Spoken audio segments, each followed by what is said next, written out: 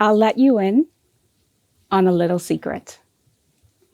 I am so scared right now. In fact, I think I live with a constant low level of fear, which spikes when I have to do things like this. And I've never given a TEDx talk before, so my fear level is off the charts. I think this is something we can all relate to. I fear failing. I fear financial instability. I fear falling flat on my face today. And despite the fact that I've given 100 presentations over the years, I still have an irrational fear of completely forgetting what I want to say.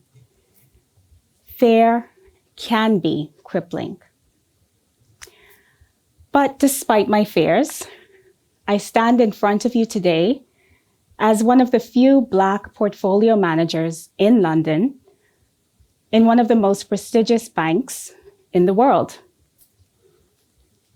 I stand here as an advocate for diversity and inclusion because I am one of so few Black portfolio managers.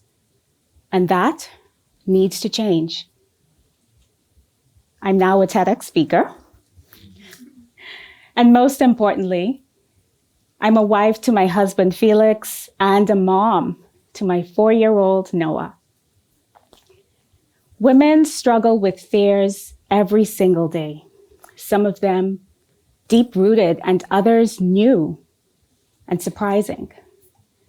And they originate from how we were brought up, societal pressures from within. And don't get me wrong, fear has its place. Fear can keep us safe in a world that is unsafe. But if we're not careful, fear can cause us to silence that little voice that tells us to defy logic and reason. And as much as we try to ignore it, it comes back again and again, telling us to go after what we want. One of the fears that I've lived with most of my life has been the fear of failure, specifically what other people would think if I failed. And this led me to chase the illusory idea of perfection. You see, I was always a high achiever. In high school and university, my grades would prove that I was smart and ambitious and deserving of recognition. But once I entered the work world, I needed new ways to prove to everyone that I had it all together. And so, for most of my 20s, I tried to be the perfect woman. Successful career, always in a relationship, expensive jewelry, all for the applause of other people. Trying to be this perfect woman also meant that I'd compare my accomplishments to other people's. And even though I was doing really well, I never felt satisfied with where I was. I would set a goal, achieve it, but that sense of achievement quickly evaporated. And before I knew it, I was pursuing something else. And this seeped into my personal relationships also. Trying to be this perfect woman meant that I alienated my family, friends, my boyfriend. They all experienced me as difficult to be around. Trying to be perfect was hurting my relationships. And so I changed my perspective. Instead of pursuing perfection, I sought excellence. You see, perfection was unattainable, especially by someone else's standards. But excellence was me trying my best and having no regrets, regardless of what anyone else thought. When I finally relaxed and started showing up as my authentic self, was when things fell into place. My career took off. My boyfriend proposed. He's now my husband. And I started to feel at peace with who I am. Another fear that I've had to overcome has been the fear of stepping outside my comfort zone. I think women face so much pressure to fit into neat, pretty boxes.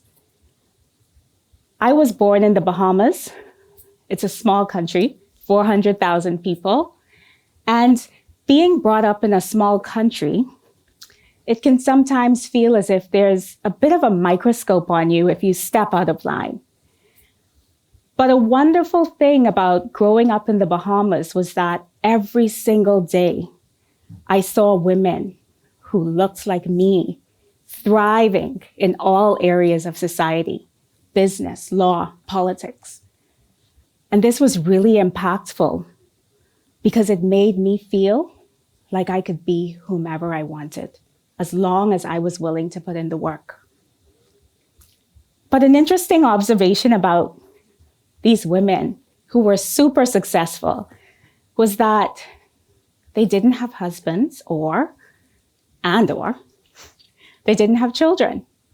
And so it seemed to me as if in order to be successful, I had to make a choice between a pretty box labeled career and a pretty box labeled family. But I couldn't have both. About 4 years ago, I received a call from the head of portfolio management in London. He was looking to fill a vacancy on his team, and he asked if I would be interested. Now, I had long wanted to live and work in London. I'm a portfolio manager. London's the finance capital of the world. The stars had aligned, and I wanted to say yes. But there were a few problems. I was very pregnant. My husband had just accepted his dream role, and we had just bought, furnished, and moved into our new home. We were the very definition of comfortable. This is when the mental gymnastics started to kick in, and I doubted the feasibility of moving to the UK. Now, the first couple of questions I asked myself were completely rational. We're living the Bahamian dream. What more could we want? How will I reasonably work as a portfolio manager and take care of a baby? How will I convince my husband to get on board with this plan? Then I started to spiral down the rabbit hole. Am I good enough to be a portfolio manager in London? Who will take a woman from the Bahamas seriously? That night, I didn't sleep a wink. And neither did my husband. In fact, we argued for months over this decision of whether or not to move to the UK, ultimately deciding together that we take the chance. But our decision was met with lots of judgment and speculation. Some of the things I heard were, what kind of mother takes her little baby away from his family to pursue her career? What kind of wife would make her husband choose her career over his? And truthfully, I struggled to balance taking care of a baby with being in a completely new environment. My husband couldn't come right away, and so for 6 months, I was alone. And I had this little baby who needed me, and this career that needed me, and I felt like I was failing at both. I was exhausted, frustrated, seriously questioning how anyone could do something so stupid. More than once, I wanted to give up. But despite being one of the most difficult times of my life, it's also been one of the most rewarding. 3.5 years in, and we are thriving. And I'm not just talking about my career. I've discovered a strength and resilience that I never knew I had. I don't believe that women should have to choose between a prosperous career and a family. I gave myself permission to curate a life that was different from the norm, and in doing so, created my own picture of success. And I'll repeat, the journey is not easy. And in fact, it was made more difficult because people doubted me. Have you ever had anyone tell you that you will never be anything? I have. I was working for an entity which clearly didn't value me, and I thought it was no surprise when I handed in my resignation to my boss. I could sense his agitation with me. He demanded to know where I was going and what I was going to do. And when I refused to give him that information, his agitation turned to anger and then to a full-blown tantrum. You know nothing. You will never be anything, he said. I was shocked, frightened, hurt. I sat there in silence, not wanting to fuel his anger. Imagine for a moment a 20-something Black woman being berated by a 60-something white man. He had wealth and power and privilege, and I was just starting out. Who would even believe me in this situation? I finally mustered up the courage to ask him, "Are you done?" And it was only when I left that room that the weight of his words, the disappointment and embarrassment, crashed down on me like a ton of bricks. And I threw myself into a bathroom stall, and my tears made their inevitable arrival. When I finally composed myself to leave that bathroom, I was pulled aside and warned never to speak of that incident. And as a result, I carried that around in silence for years. It baffles me to this day why no one stood up for me and instead protected him. And in truth, I wanted to be able to protect myself, but I hadn't yet found my voice. I regret remaining silent in that room, but more so the many years where I didn't speak up out of fear. Years later, as if the universe was trying to test me, I experienced something similar where someone more powerful than me made inappropriate comments about me being a Black woman. This time, I confronted him directly.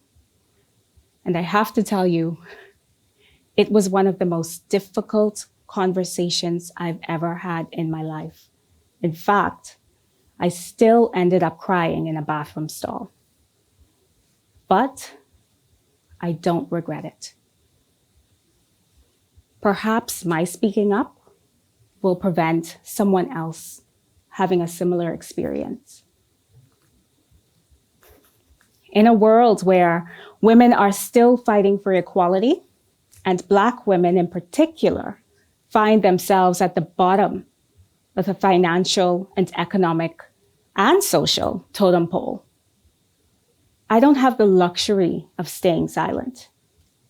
Now, I'm a vocal advocate for diversity and inclusion, but I couldn't arrive at this version of myself without first breaking through my fears. Think of fear as the obstacle course you need to complete in order to get to the other side. And the only way to get to the other side is to go through it. You'll make mistakes. You may get stuck. You may have to turn around or even get lost, but eventually you will break through. And on the other side, there's always a beautiful lesson to be learned. I urge you to find the lesson when standing up to your own fears. It was out of fear that I sat in silence while my boss berated me as a young professional. My lesson is to always speak up, not just for myself, but especially for those who don't have a voice. It was out of fear that I nearly stayed in the Bahamas in my comfort zone. My lesson is that dimming my light means the world won't feel my impact, and I have so much to give. It was out of fear of not living up to other people's expectations that I didn't enjoy my achievements. My lesson is to clap for myself because I pursue excellence, so that even when I don't win, I land in the company of winners, and that makes me proud. My lesson is also to clap for others when they succeed, because there's enough room for all of us to win. And I'm especially talking to women because we can be so competitive with each other. But that is born out of fear that somehow we shrink when other people shine. Let's change that. When we see our sisters flourishing, give them a compliment, a shout out, a standing ovation, knowing, believing that your win is on its way if only you dare break through your fears. And when you win, which you will, I promise, enjoy it, celebrate it, but remember the lesson. The lesson is the true gift. Thank you.